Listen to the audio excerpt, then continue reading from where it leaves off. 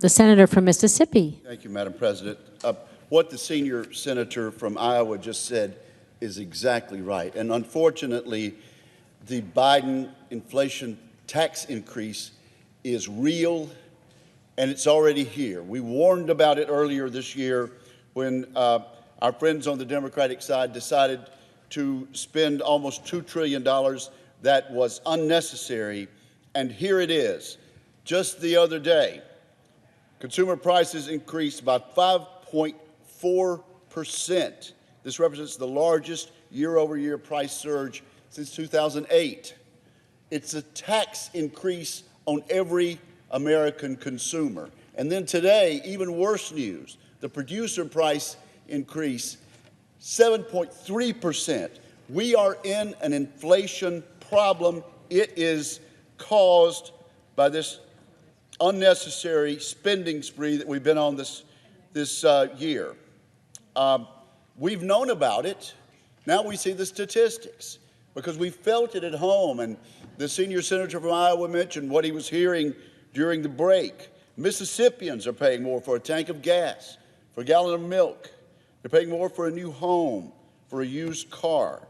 Used car prices have shot up by 10% since May and by 45% since June of last year. Used cars up by 45%. That is real inflation, and it affects real working Americans. The hard reality is that our economy is now saturated with a tsunami of spending unleashed by the Democratic majority back in March, when party leaders abandoned what had been a balanced and bipartisan approach in the year 2020 to COVID relief. I would remind my colleagues that in February, the Congressional Budget Office had predicted our economy was already going to return to its pre-pandemic size by mid-year without the spending of a new $2 trillion. As the senior senator from Iowa mentioned, Larry Summers, a longtime Democratic advisor, an advisor to President Obama, warned that more stimulus could overheat the economy and cause inflation. And more spending came, and the economy got overheated, and we are faced with real statistics about inflation that cannot be denied. Our Democratic friends brushed off that warning and instead pumped trillions more of borrowed money into our economy. Our nation's money supply has increased by an unheard of 31% since the pandemic. Now, some of it we had to do in the year 2020 when the economy had fallen off a cliff. But we're halfway through 2021.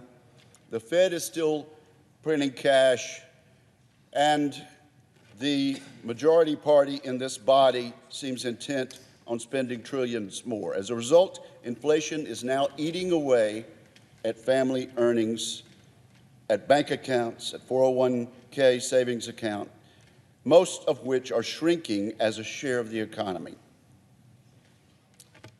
Loss of purchasing power is making it harder for Americans to buy a home, start a family, or send their children to college. Madam President, all of this should serve as a caution to all of us, to our friends on the other side of the aisle.